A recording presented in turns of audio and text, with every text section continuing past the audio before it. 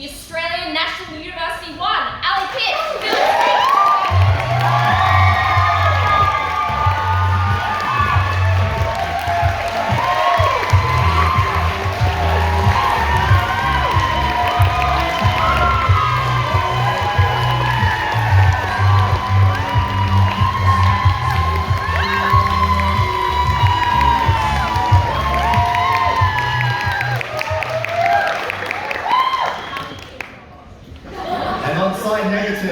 The team from the University of New South Wales won.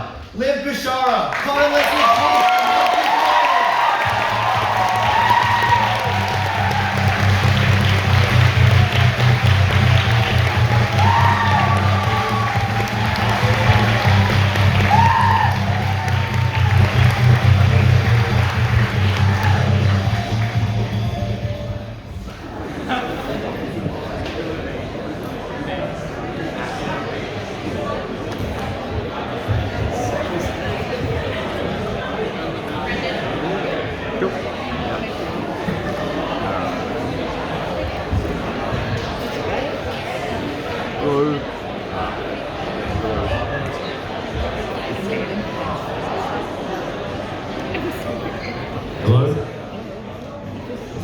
Alright, let's get started. Without further ado, I'd like to call upon the first affirmative speaker to begin tonight's debate.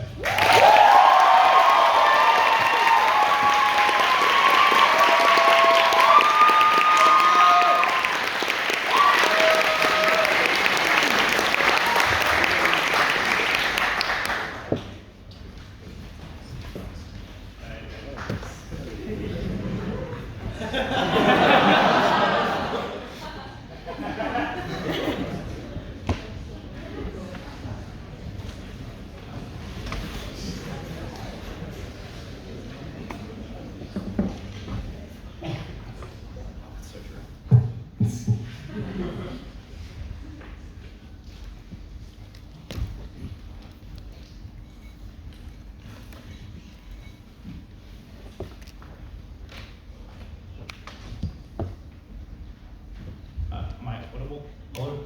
He's trying to make sure I don't blow out the microphone. Okay.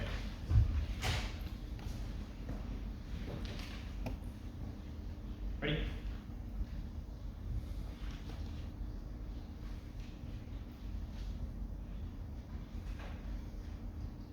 Panel, I paid a guy from Fiverr $2.50 to do some logo design, and all we got at the end of it was these fucking garbage shirts.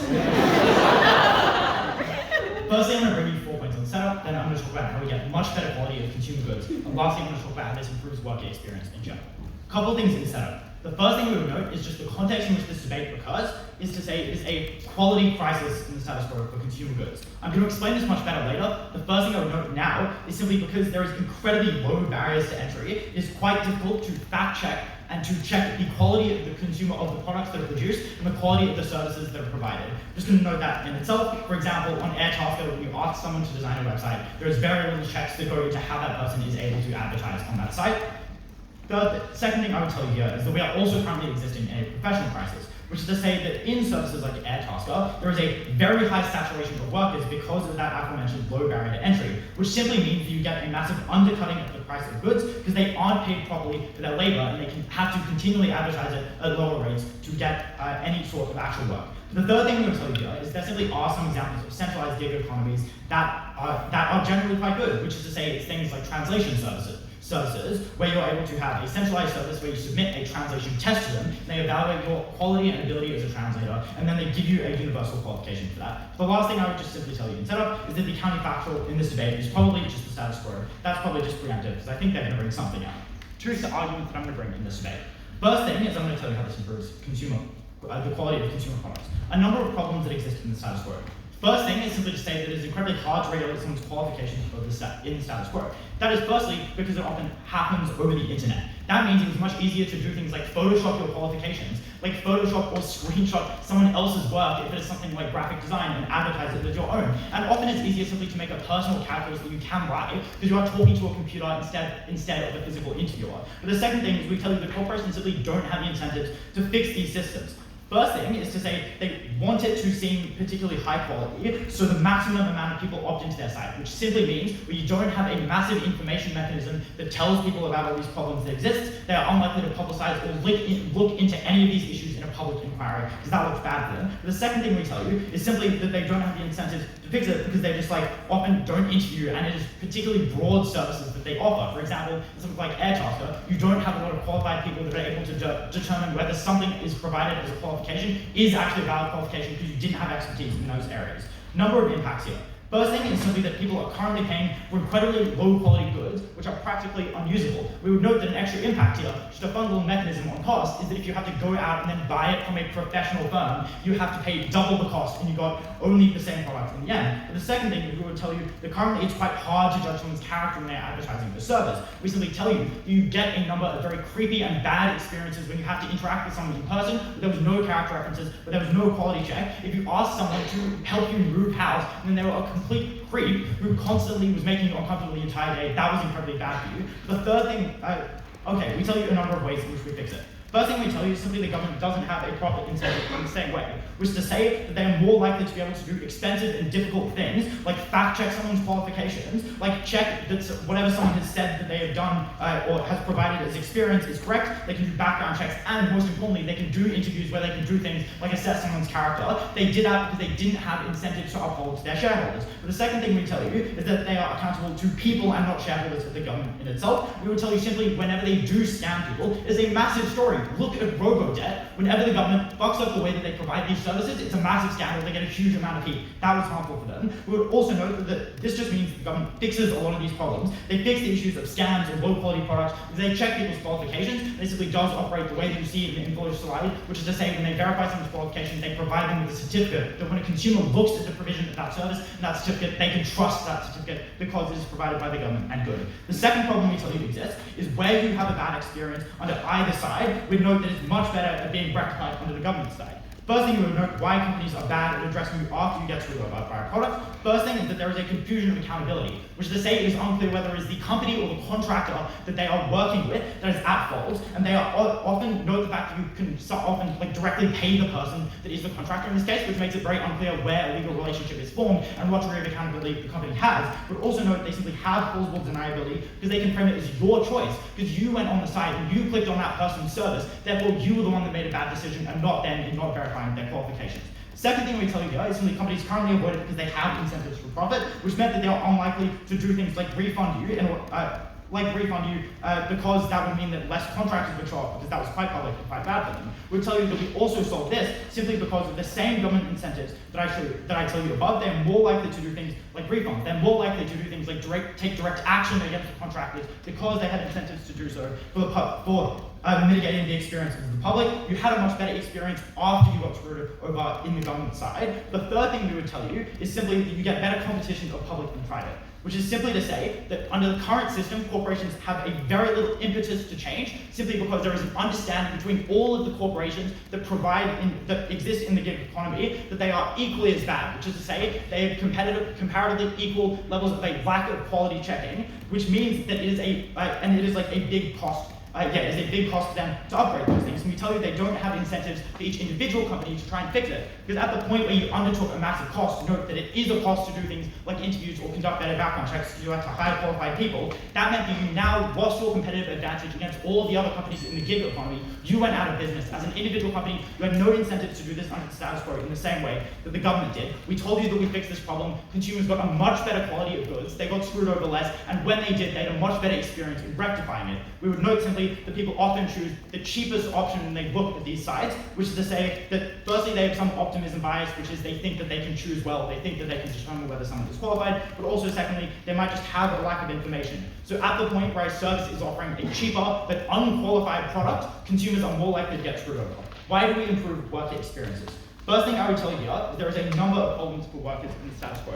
Firstly, we just know kind of empirically they make very little money, but I'm going to give you some mechanization here as well. First reason we tell you is because they often give you very early advantages, which is to say they give you extra bonus incentives if you make a certain amount of tasks per month, or they increase your incentives to take certain tasks, They take those things away at the point where you're hooked into the system. Note the fact that a lot of people quit their jobs at the point where they join the gig economy because it took a large amount of time, they had to invest a lot of personal capital in it. That meant that when those incentives got taken away, you got screwed over more, but also you just simply made less money because those incentives were tied to the amount of money you made. But the second thing we tell you is simply there is a massive amount of oversaturation. That is particularly bad for a number of reasons. Firstly, we tell you that there is really just a lot of advertising and discourse out there, which means that the vast majority of people think that it is something that is just easy to join, that can get you a little bit of extra money, that's not going to be too costly to them, which means that people join in the first place. But the third thing we tell you is that simply many of these jobs are international, which is to say, in things like website design, where you have a lower cost of living in an overseas country, you're way more able to undercut the entirety of the rest of the job market because you could offer your prices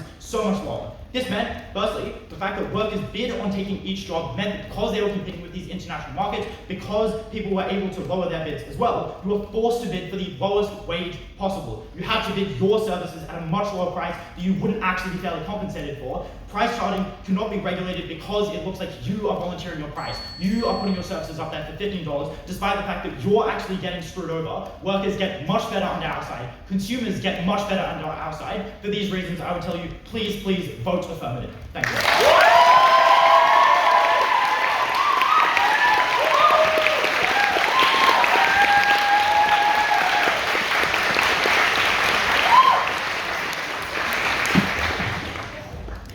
I thank First Affirmative for that speech and call upon First Negative to begin their case.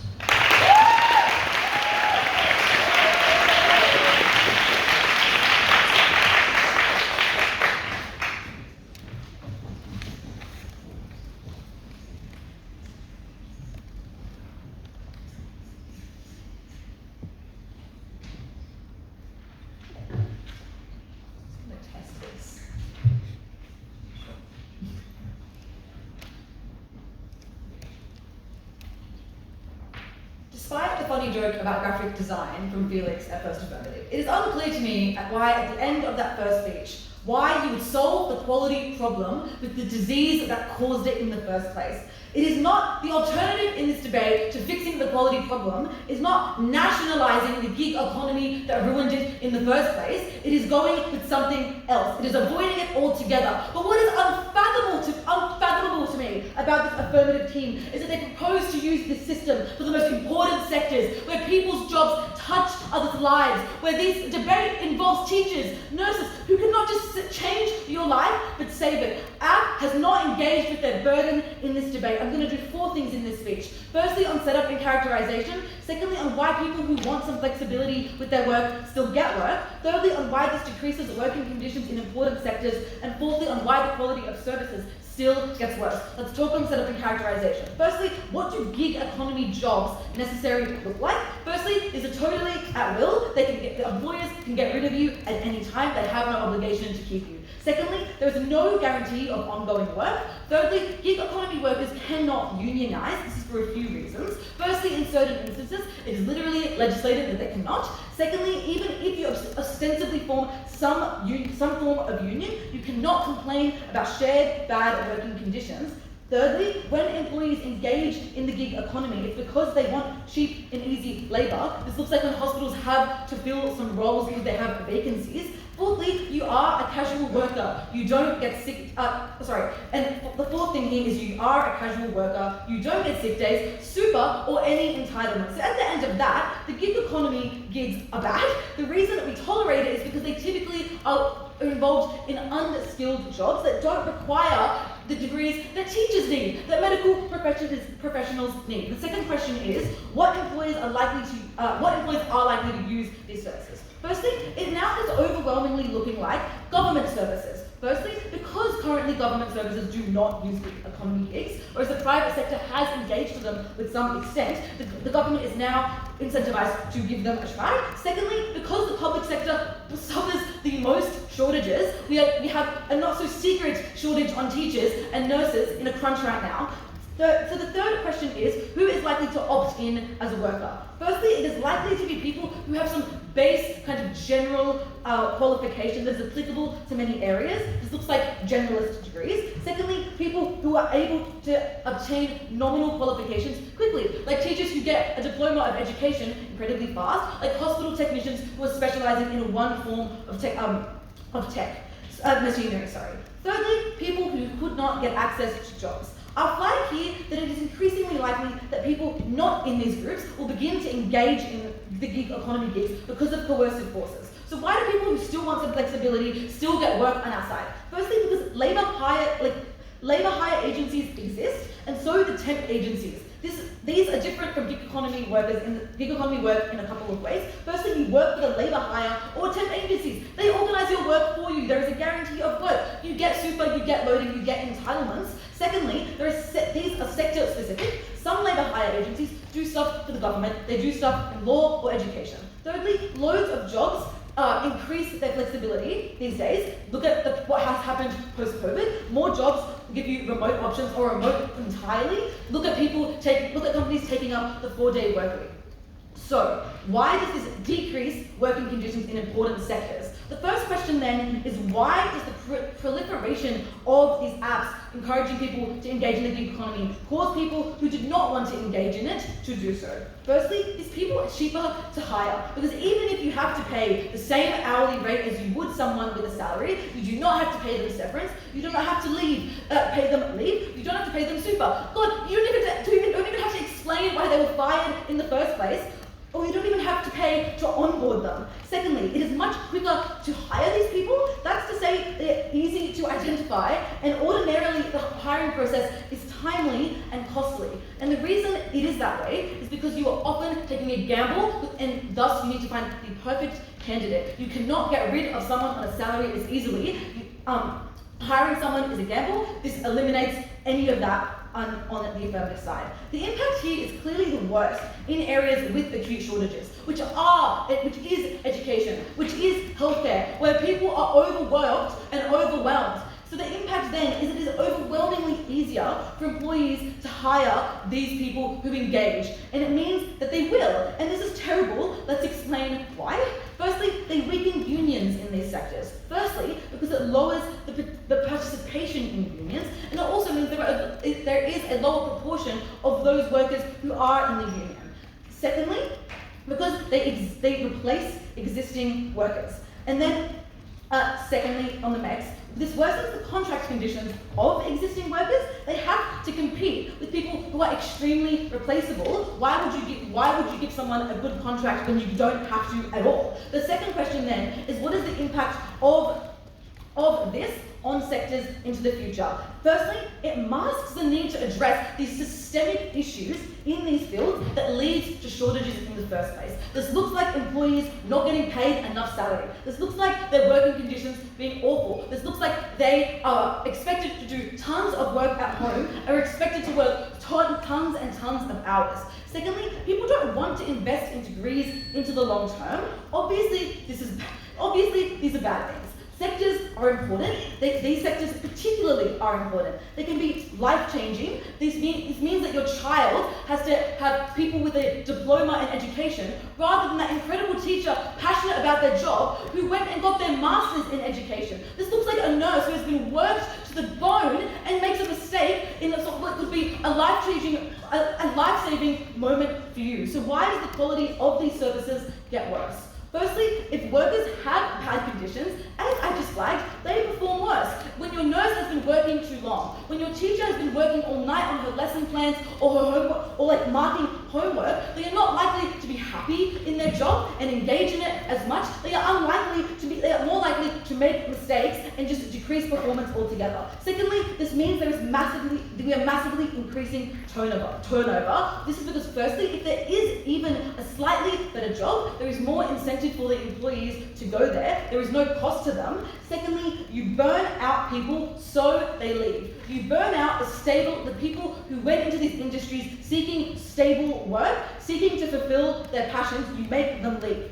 Thirdly, you are reliant on migratory workforces, which means people are moving around a lot. This means there is less stability in areas that have always been stable, where teachers were always able to get jobs, where healthcare workers did not have to worry about whether whether they could be fired at any moment. Lastly, institutional knowledge is lost because you don't incentivize people to be good at their job. Your child's teacher, this means that they are constantly changing. This looks like your trusted doctor or nurse no longer wanting to work in the area you work in because a better gig is available elsewhere, because their employer has worked them to the bone. If anyone cares about the working conditions of important people in this debate, of people who can change lives, can change your children's lives, can save your own, you have to vote side negative.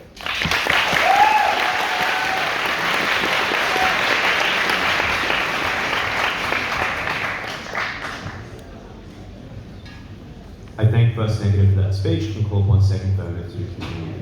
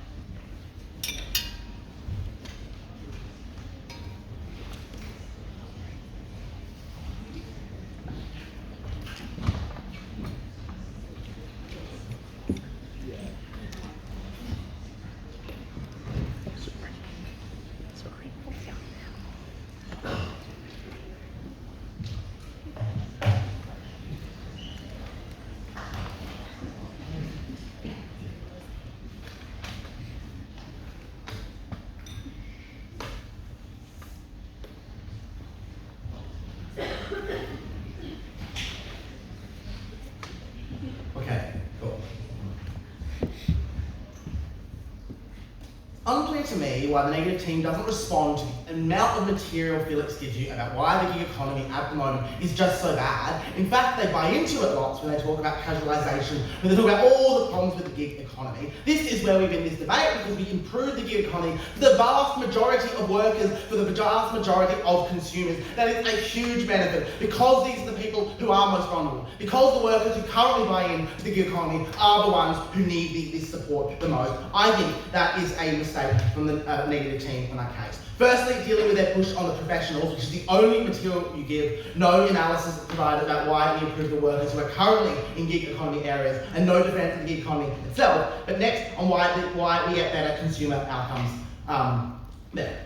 Firstly, on professionals. Note, I think that there is just no gig economy in the status quo. It is just unclear to me why necessarily this team hinges that this is going to become exactly like the gig economy does exist for the rest of professions. I think that the market hasn't done it already. It's unclear why the government is likely to do this. They don't provide incentives of why the government is just going to fuck over its most important workers. And they say these people touch your children's lives. They touch the lives of nurses. This is something that people care about. They don't want their healthcare fucked over. They don't want their education fucked over. It is just so blatantly unclear why a government that does not fuck over professionals in the status quo would suddenly fuck them over in the gig economy with all those things like casualisation, with all those things like migration, with all those things that are just so harmful. It is just unclear why they do this. They just say that they undercut things like employment agencies. I just would like to note that I think this is just more competition now, is that the gig economy now has to compete, or the employer agencies have to compete with the gig economy, and that is to say they do have to be better at it. They have to be better at it than providing they do have to be better at it than providing jobs. They do have to be better at it for these people. And so that is to say that it's just a more competition within the government. So to the extent there's anything about the government being like bureaucratic or being like slow, this is the way the government is incentivized to do it, because it's incentivized to get the best outcomes for people, and this is how it does it.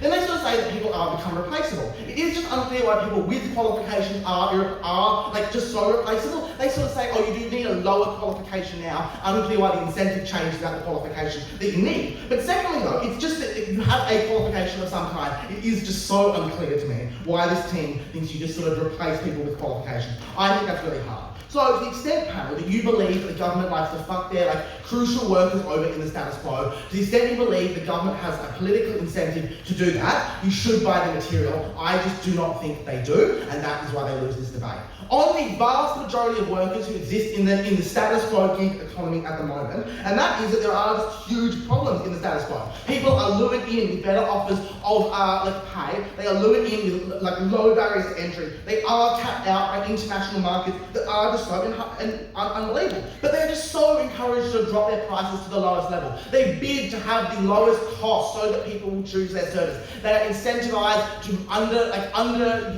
rate their labour so they get paid absolute peanuts. All of that is to say that there's a really bad outcome on their side. How do we fix this? This is that the government is now just creating something that is legitimate, creating something where there is a higher cost to this service because you now have to regulate, because you have to employ the people that are to prevent them being scammed, because you have to prevent that as well. And now that the gig economy workers have this government competition, rather than them all being equally shit at quality and just them all being similar prices, or you choose the cheapest one, you don't really care that much. You now just have one that is safe. You have one that isn't going to build you a fucked up, whatever it is. You do have one that is going to build you a good website, they have qualifications, you're going to do that as well. So all of that is just to say that now people are choosing this, and people are then are likely to be willing to pay more for that certainty, for that guarantee, and we just think that workers get paid more. But next, it just adds a level of competition as well. No, this is somewhere for professionals to advertise as well, but it is just somewhere for them as well. Note that I think many professionals who work in firms at the moment are just so harmed by this current status quo, where you are just being scammed out by people who are able to undercut you. Because when you work in a firm, people are undercutting you by going to the gig economy. We then add this competition back into the gig economy as a whole. That is really, really beneficial, because that means you are reducing prices for good quality work, for work that is going to be meaningful for people, and that is something beneficial. I actually just would like to note that I think this is probably actually cheaper for consumers at the end there. Because I will note that maybe people are unhappy to change their prices. But to the extent you have a bad product, to the extent you have to fix it up yourself, to the extent you have to get someone else to do it as well, you are just spending more money. This is likely to occur. Now, on consumer outcomes, they need to respond to this, and they need to give us a good response. Because we point a very, very clear problem in the status quo, is that there is no incentive for these corporations to regulate. There is no incentive for them to guarantee quality. They actually just don't even have the capacity to guarantee quality. Note that the government is likely to employ the people that do this properly, is likely to not care as much about profit, so they are employing these people, so that they are trying to make this happen. And note that things like the Robodebt scandal have made the government feel far more needing to avoid scandals, avoiding harms as well. That is to say that you are likely to A, regulate the people who are allowed to provide services on your platform for their quality, and B, you are just likely to then take A. So the second part of this though is that you just get better accountability should something actually go wrong. Note that if you do have bad experiences, the government has the incentive to resolve it. You will hit them at the electorate ballot box, you will damage them as well. These companies do just direct you to the problem you had. You caused that problem. You were the one who chose that service. And no, consumers just do not have the information to choose service as well. You are just unable to know if someone has faked their qualifications, if someone has actually lied about how good they are or how experienced they are. You only see them behind a computer screen. The government screens them. The government does these checks. This is on the government. The government wants to get this right to avoid huge issues. Now, on why this is actually going to be better for these new industries as well, note that expanding the gig economy here is just far better as well. Note that to the extent that we don't necessarily even need to reduce the prices of the gig economy in these areas in order for this to be beneficial. It's that you just increase the market capacity in these areas. You lower the transaction cost of trying to find places to go. You lower those arbitrary things about where you live that mean you are just have a higher time or cost or changes which type of service you choose. You then have access to better information, to cheaper transaction costs, to access that information. And that is you just get bigger benefits in these areas. So you are just now able to get a product without having to do so much searching for it, because it is all just on one app, because it is in these areas. So what we say is that these new industries are just likely to be done well by the government, particularly when they're so crucial as the framing they give you. This is the analysis that is just so important here as well. Finally though, on competition, and this applies to both that last argument I gave you about why these new expanded the government areas are good, and just the rest of the gig economy as well. No, there is just currently no alternative to the shit outcomes you're getting in the status quo. There is just no alternative without the companies upping their costs, which they're just unwilling to do because they know you will go to someone else. That just means the government does just provide a better quality product, and then the competitive services have to compete. Airtasker must compete or it must die. People will not go to your scammy website anymore if you know you can get certainty at the government at a slightly higher cost. Know that the benefit is just you're going to get these products. You are just going to get less scams. This is just so important. and it reduces costs for consumers in the long run. Maybe what the fuck do I know? I used to just be a little boy from Adelaide and I'm really fucking proud to propose.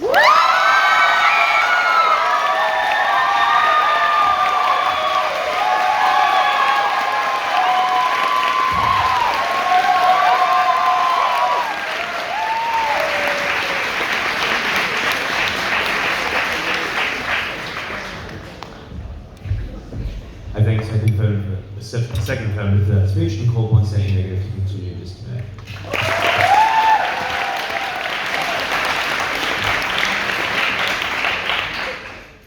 After this debate concludes, I want every member of this audience to open the Fiver app on their phone and see if they can hire a childcare worker. And if it is the case that you can't hire a childcare worker on Fiver to take care of your 2-year-old, then perhaps that is not the vital context in which this debate occurs. Because at no point does this affirmative team even attempt to defend why they would allow, for instance, childcare workers who are a workforce that have pretty low bargaining power in an incredibly lucrative industry, who perform back-breaking labour all day and have already had their conditions eroded an enormous amount, why they would allow those people to have any remaining entitlements at their job stripped entirely, why it would not be incredibly profitable for the childcare sector to be able to replace people at the drop of a hat, why they would not do this. And if you think that they would, that is a giant win for side negative. This is not a debate about graphic design, this is a debate about public sector services and public sector adjacent services. Read the info slide. I'm going to do 2 things in this speech. I'm firstly going to ask the question of whether the gig economy at the moment requires government intervention, and I'm going to win this debate in their world by explaining that it doesn't. I'm then going to explain why this harms the public sector and other vital sectors that are really important to the quality of life, material that we give you at Live to No response. Let's firstly ask the question of whether the gig economy requires government intervention. They have 2 pushes. The first is on quality control. Let's look at their claims. Their first claim is that, well, nobody is able to tell. Basically, they try to say a version of the lemon problem that's pretty imprecise. They say things like people can't discern between the qualifications of one person that are legitimate and not, because you can Photoshop stuff over the internet. The first response I would give here is this is absolutely the lowest impact context in which this debate occurs. Ask yourself the last time someone got super meaningful work done on an app like Fiverr. They need translation services. Those are actually services that have a reasonable degree of verification attached to them, because you can measure through language tests that are centrally controlled by other bodies the qualifications that someone has in a language. And secondly, in the context where this actually does occur, it is very easy to verify these people's qualifications, like a translator, because that person has to have a certificate from a relevant agency. The second thing that they say is, well, the corporations don't have the incentive to fix these problems. The first is to say they absolutely do, because they operate on non-conventional platforms. They don't operate like a brick and mortar store. They don't operate like a traditional labor service. And that means that they have enormous reputational incentives to assure you that the product that you are getting is fine. Think about the lengths that Uber will go to make you believe that the driver's car that you are getting in is safe. Think about the measures that they put in control there. That is like just a lie. It is not true that these services do not care about their consumers. The second thing, though, is they are acting as a contracting intermediary between you and the person who's providing the service, which means that they assume liability if the person breaches their contract, and they do not want to be sued, which is why it is the case that if you get a bad product on Fiverr, it is incredibly likely that they will refund you immediately, and because of that assumed liability and that intense aversion. The third is that they also have a competitive process. There is competition on these apps, both between users and between the platforms themselves. So that is dead in the water there. The third thing they say is, well, you can undercut good, otherwise good products by doing things like working from anywhere in the world and doing anything like that going overseas. It is just unclear what the impact of this is. Look at their speeches. They say things like they don't respond to quality control. We have a crisis in the quality of consumer goods. Your consumers, do we? I'm so unclear what this team's actual impact in this debate is, and it is probably because they have chosen the least impactful context in which to have this debate. And it assumes that people are totally understanding, which I also think is untrue. In fact, it is often a sales tactic to increase the price for something that you charge to give consumers the allure that that product is legitimate and that that product is good quality. So it is again unclear why consumers are as stupid as they say. And if it is, and I would say that where people understand that they're not always as discerning with the with the quality of services that they contract, that is the precise reason why they do not get the most important services in their life of Fiverr. If it is the case that they are creating a very public-facing document that requires graphic design, they hire a graphic designer who has their own website, who has their own LinkedIn, who they can verify. The fourth claim that they make is that, well, the government doesn't have a profit incentive, so they will be able to manage this well. The first question here is that it's absolutely unclear why we are wasting the government's time and resources on regulating fucking Fiverr when it has better things to be doing. And secondly, I would ask why governments could not simply regulate the aspects of the gig economy that function in the way that they do now poorly either way. So at the end of that point, you should believe that that's all done. That particular response, that particular set of responses explains why they can't win the debate in that way. The second portion that they have is on the workers that are currently within the gig economy. And the first question I ask here is, if you entered the market as a competitor in the gig economy as the state, why would you bother to regulate the conditions under which people work in the gig economy if you are a competitor in that market? And they have this cheap shot where they say, well, the government will do stuff well because you can hurt them at the ballot box. The government mistreats people all the time and they continue to get away with it. And if it look at the way that they pay people in their public sector, which is notoriously uncompetitive. The second question here is that it is unclear why, if the government is as benevolent as they say, that is to say they would take over massive aspects of the gig economy or enter them as a competitor and pay people well and guarantee good services, why they are also incapable, lacking the will or resources to impose reasonable regulations on the aspects of the gig economy that affect people's lives the most. The third response here is that it is unclear why the increased competition from a government participation in the market wouldn't drive down prices relative to the government service from the other operators in that market, because one, many people do perceive government services as less efficient, and they ask and so the prestige that this team claims is associated with government services, that stamp of approval, does not always work, and secondly, people are more price sensitive in these circumstances by their own characterization than they are reputationally sensitive. So that's explained why this harms incredibly important services. Now, this does actually occur, this debate, in filling largely public sector or public sector adjacent roles. Read the info slide. Why do you think Long Beach did this? Why do you think they made it specifically localized when it is empirically incurs in the status quo? It is not so you can engage your friendly local graphic designer. It is so that you can fill local labor needs from the actual government district or local district in which you operate for short-term work rather than produce a product for me work. That is why the characterization that we give you at Lib. The third thing is to say this occurs mostly where there are service shortages, so they've lowered the barrier to entry for both employees and employers by reducing by providing some basic verification to reduce the risk so people can hire people very quickly. What do they say here? They ask firstly, why would the government fuck them over? Ask a teacher, ask a public childcare worker. Second, they explain, well, you will hit them at the ballot box, as if this is the only issue that people vote on, as if electoral incentives work perfectly, as if media capture does not occur. Ridiculous. What do we tell you? We tell you that this erodes labor conditions in especially low bargaining power, high demand sectors like childcare, where people often do not have incredibly high levels of education, they have qualifications, and they do backbreaking labor every single day. And we explain that it would expand into these areas because it is clearly extremely profitable for these sectors to do so. We secondly explain that this massively lowers service quality because it removes the incentive for people to be better at their job, and it moves people around at a far higher rate than occurs in the status quo. So if you lose institutional knowledge, you lose institutional culture. The end of this, if you think the gig economy works poorly now, you should not expand it into sectors in which it currently has been able to hold it off. For the final time at this competition, perhaps in my debating career, I am extremely proud to oppose.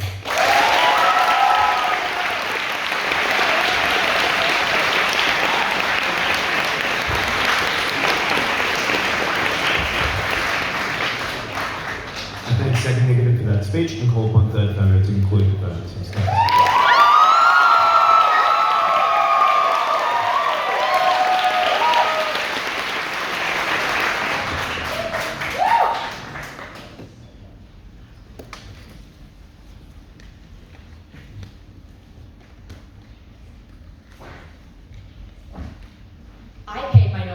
$5 for a witty opening line for the speech. All I got was a stupid derivative joke That might not seem like a big deal to Connor, but that's one less vodka raspberry for me tonight.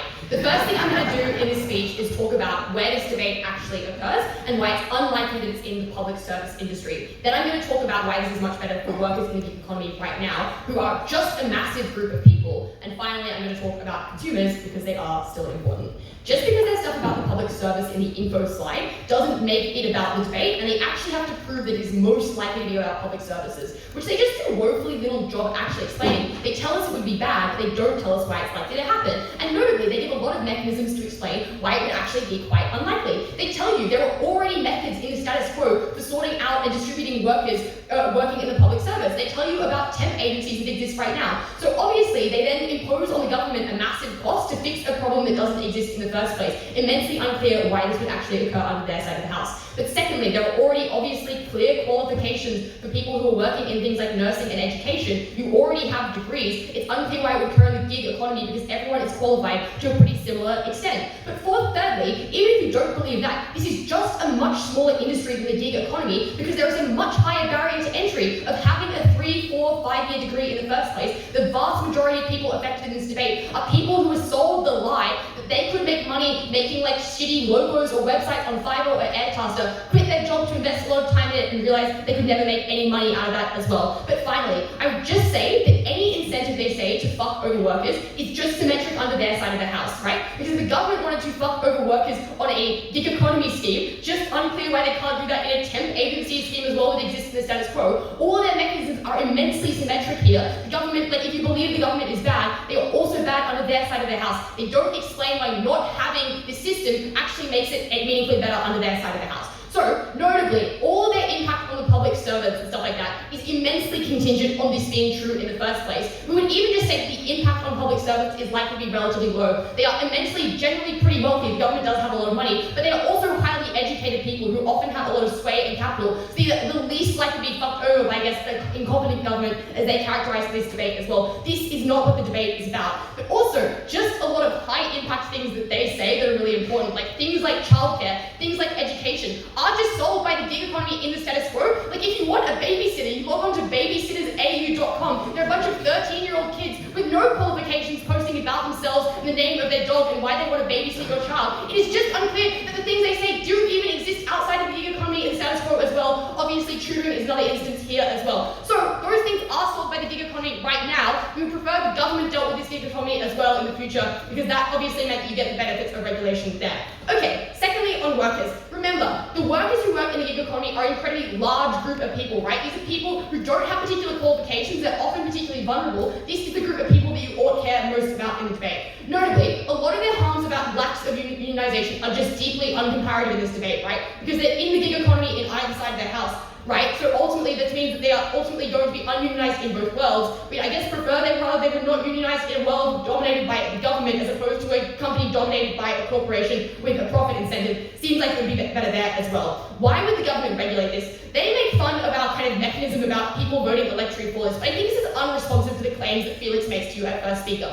which is the government's incentive or the government's role in society is generally understood by people to not fuck people over, right? It's to, try and provide them a good quality of life, help them out. So when it looks like the government is actively scamming people, actively scamming workers, or actively scamming consumers, those become big snowballing scandals that are really important. So we give you the example of robo-debt, which is incredibly politically harmful to the Morrison government in the dying periods of its term in 2018. We say that that is likely to happen similarly, and robo-debt didn't affect people with a lot of money, it affected some of the poorest people in Australia who relied on Centrelink and could not pay that money back. We think that's the type of scandal that you're likely to see under our side of the house. But also, the government just probably would regulate this because it has the capacity to do so. It's an incredibly rich entity. My boyfriend works in the public service. He always has more money than me. Seems like they are able to actually do this greater than they say. But finally, as well, we just tell you there is more competition as well. So even if the government is imperfect at times at regulating, and perhaps that is the case, it just means they can compete better for private markets as well. So private gig economies and companies become better at the point at which they perceive the government, perhaps a good entity, probably a good entity. When they perceive a good entity competing against them, they get their shit together and also regulate as well. But also that any incentive that you believe from Connor's speech about why private companies have incentive to regulate for reputational reasons would presumably also apply to the government as well, but to a much greater extent, because obviously it's existential for them because they can be voted out as well for a variety of different reasons. We tell you there are just a massive number of problems in the status quo, the government has a unique incentive to set the barrier higher than a company does, right? Because for a company, the thing that makes you the difference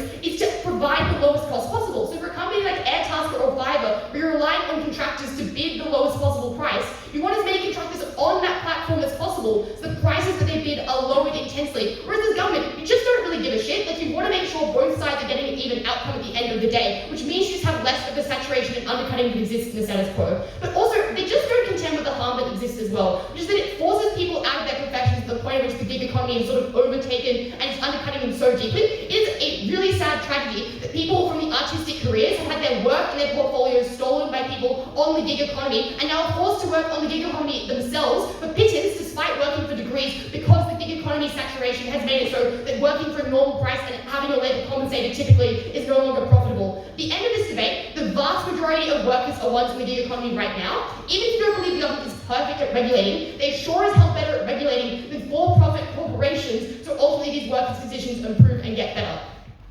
Thirdly, I guess, on consumers, they say that there are fewer qualifications required, or it's likely to be worse for consumers under their side of the house. I think this is an argument about public services, and I think I've explained already why this is unlikely to be the case, because there is just a symmetric incentive for the government to provide a good quality of service under both sides of the house. If they care about teaching, as they explain that they ought to do, they probably likely care about making teaching good. It's just unclear whether they would remove the requirement to have a teaching degree to fulfill jobs in schools as well. Connor acknowledges that we can regulate things in the status quo through things like, I guess, translation service, which we do set up to. We think the government regulation would likely look a little bit like that. Just on some of the stuff about scams being low impact, I think that this is not actually the low impact thing that they explain to you in this debate, because sometimes the amount of money people spend on these services is just incredibly high, right? So if you pay a guy from Fiver or Airtasker to move your whole house contents for you to another state, that costs you thousands of dollars. You're likely to do it because it still costs you thousands of dollars less than, hiring a professional, but the cost of that might be really great to you, right? You might have something that's incredibly important to you broken in the process because the people did not know how to handle the goods that they use. Sometimes the amount of money that is being shaved in these jobs is incredibly large. I would say it's often incredibly large, because that is where people can make the most amount of savings on the current costs that are incurred by professional services alternatively. Also, people just being scammed in general seems like a bad thing. I think it's good that people can trust the companies that they work with more often. It gives them better confidence in the economy and things like that. They tell you with regulation that companies do care. We tell you at First Speaker that this is true to an extent. They care insofar as they don't want to be worse than their competitors, but no competitor has the incentive to publicly say that they have a problem with scams and status quo and try to regulate it, because it increases the cost that it imposes on them in the first place, right? And when Fiver and Airtasker tell you they're super shiny platforms that give you great quality products every time, it's all 5-star reviews, people do choose the thing that is the cheapest in the first instance. They don't always have these negative experiences in the first place. It's really bad competitively for a company to try and regulate better, but then massively increase their prices as a result of the regulation and time and energy it takes to do that, which means that they don't have the incentive to undercut it. The government obviously just does this a lot better. We finally tell you we get competition as well. The government is better at doing this. I love the government. I love to propose.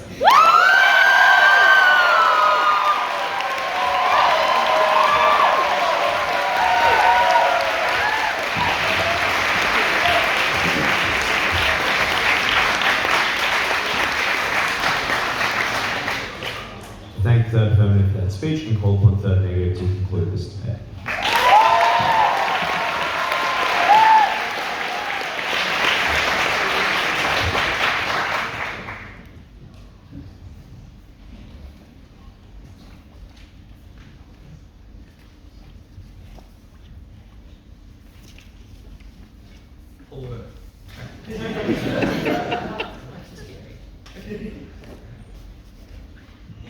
You've got to believe some deeply improbable things to even give negative an inch in this debate. You've got to believe an incredibly lucrative industry hasn't identified the fact that maybe people like your service when you regulate the people who are on it. You've got to identify the fact that there is no competition between users of the platforms that currently exist to ensure the services they produce are good. And when you note the fact that you can rate people on these Airtaskers and on these other platforms, obviously this competition exists. But even if you don't believe competition currently exists, you've got to believe something even more improbable, and that is that individual, state, and perhaps local governments have the power to rival Airtasker, Uber, and literally every other gig economy service, and they never explain to you why governments are able to divert this amount of funds, this amount of energy, and this amount of effort to make it a size that is worth competing. What this means is this debate takes place in a far more reasonable context that we identify. The things that government do is provide public resources, so perhaps the gig economy platforms they provide are about public resources. This is the clearest intuition in this debate and why ours is the more reasonable case. But I will deal more charitably with how they try to win this debate, which is improving the quality of t-shirts and poems you get. First, let's explain why their case isn't very good. Their first claim is to say that you have more competition from the government and this increases the quality of consumer services. First, just to identify that private firms already have a maximal incentive to regulate their services, and I do not know why the government changes this. You force people to upload their information to your platform to ensure they know what they're doing. You do things like check qualifications anyways, and this means that there is a level of quality that is guaranteed. And the reason that quality is guaranteed in the competition mechanism and isn't beat by the stuff about focusing on price is because people care about the quality of the products they get. If you consistently order something from Airtasker and all of the people who work for you are fools, you're never going to order from Airtasker again, which explains to you why you get the high level of regulation that side opposition are proposing. What this means is that the firms themselves have good systems of regulation. But second, even if you don't believe the current gig economy platforms have good systems of regulations, you can't just rate individuals on the platform. Like if someone scams you, you just give them a 0 star, and when you identify someone who's got like 200 0-star ratings, no one ever contracts them. This explains then why the best producers and the best providers are the ones that rise to the top, and I do not know why the harm the side opposition hangs their entire case on even exists. Their only response to this is that everyone is currently colluded and decided not to point out the problem in this industry, but this is an insane mechanism, because if everyone just points to each other and says, that platform is full of scammers, ours is way better, that explains to you why every single firm is competing with every other one to get an edge, because every firm wants to get all of the traffic, and every firm wants to be the most trusted. It explains to you why competition currently exists. But second of all, we explain to you that even if competition doesn't exist, the government cannot meet this burden to get any level of change. Because obviously governments are more inefficient because they have other shit to do. I don't know why they can spend billions and billions of dollars on creating a task the size of Airtasker, so I just do not think that you can compete in this method. But third of all, we explain to you that there is just sunk cost and there is just market power that these firms already have, which is incredibly difficult to challenge. Airtasker and stuff are name brands, they have trust, they have recognition, millions of people already work for them. So I don't know why a startup in California, run by the Californian government, or any government for that matter, can compete in a meaningful way. What that means is that there isn't competition they provide on their opposition, you just put a lot of money into a very deep hole. But finally, we explain to you, even when there is scams and even when there are bad actions, there are huge methods of recourse, because they're legally imposed. If you're scammed on Airtasker, Airtasker is forced to recoup you for loss, because that is just a negotiation route reached by these apps and reached by the government. But finally, even if they provide a firm that is higher quality and is perhaps more expensive, people just don't opt into it and don't get that benefit. Because when you go to things like Airtasker, the reason you're doing it is because you want a job done cheaply, and that means that you will always seek the lowest cost option, which by their own analysis will just be the shittiest option. So this means even if you provide a really good alternative, no one is accessing that alternative, which explains why their benefits don't actually manifest. This means that in their own world, they do not improve anything, consumer goods stay the same. The second push is that this means wages get better for current gig workers, but the thing they fail to identify is that by supporting the gig economy, by increasing the amount of platforms that exist there, you steal away structured and existing jobs and replace them with gig work jobs. And everyone identifies that gig work jobs are worse than structured and long-term employment. You don't get leave, you don't get superannuation, you don't get promotions, and you don't get higher pay. And all of this means is that fine, if they can marginally increase the quality of labor for every gig worker, that is maybe a win, but it comes at the cost of literally every structural worker you replace who does now have a worse job, who now cannot retire, who does need to work 60 hours a week just to feed their family. But finally, we explain to you at Connor, this kills any incentive to do government regulation of this industry. Because when the government profits from a business, they do not regulate that business. It kills any political capital to get the change they so hope to see. But finally, even if all of that is untrue, you put more people in this industry, which devalues the work of every individual within it, lowering all of their individual bargaining power, making it hard for them to fend for their rights. So the way they try to win is to have the government compete against behemoth industries, which already have huge incentives to produce good products. This is clearly quite a silly way they try to win the debate. Second, then, explain where this takes place, which is the public sector providing public infrastructure using these new apps. Why does the debate take place here? Because they say the government would never do this because it's so bad. First, it is literally just what they have to support. Like the words in the info slide, this is so annoying. Education is named, childcare is named, please support your burden. But second of all, even if that isn't why they need to support it, there is large incentives for the government to do it in the short term and do it a lot, because it's a very quick way for any existing government to point to a number and say, look, we filled the shortages in teaching, look, we filled the shortages in nursing, because despite filling this with lower quality labor, which is ultimately bad. But third of all, even if there isn't government incentive to do it, there is employer pressure from within the government and within the public sector, because every individual school identifies they can get cheaper labor, which is why they lobby and pressure the government to expand these services into this sector. So even if they say the government wouldn't want to do it, it's likely they're pressed to do it because of this lobby incentive. But finally, we explained to you that even if it is the smallest possible amount of people within these sectors, it is very, very bad, because this lowers the standard of that entire sector. If you've got random punters teaching your children, people lose faith in education. It means that everyone identifies you can pay someone a lower wage to be a teacher, and that trickles to the entire industry. The response here is that these industries require very high qualifications, and thus this is a no-go. But this is obviously a factual. You don't need high qualifications to be a temporary teacher or a substitute. You don't need high qualifications to be a childminder. You don't need high qualifications to be to someone who runs charts back and forth in a hospital. This identifies to you the debate does in fact take place here. These are the services they provide. Why is that such a crushing win for side negative then? The first thing we identify is that the services they produce in the public sector aren't very good, because they lower the bar with a reduction of training, with a reduction of skill. It means that the people who are currently in the sector get lower wages because they are competed by these gig workers. It means you have people who are less passionate about their jobs, undermining the entire sector and all of its infrastructure. What is the weighing on this issue, even if it is small? These are the stakeholders that shape people's lives, and they shape the nation. This is our teachers, this is our nurses, these are the people who care for our children. This is hugely important, not only for how our societies develop, but how we perceive and interact with the government. If you don't want to outsource this labor to people who have minimal qualifications, you should obviously vote negative.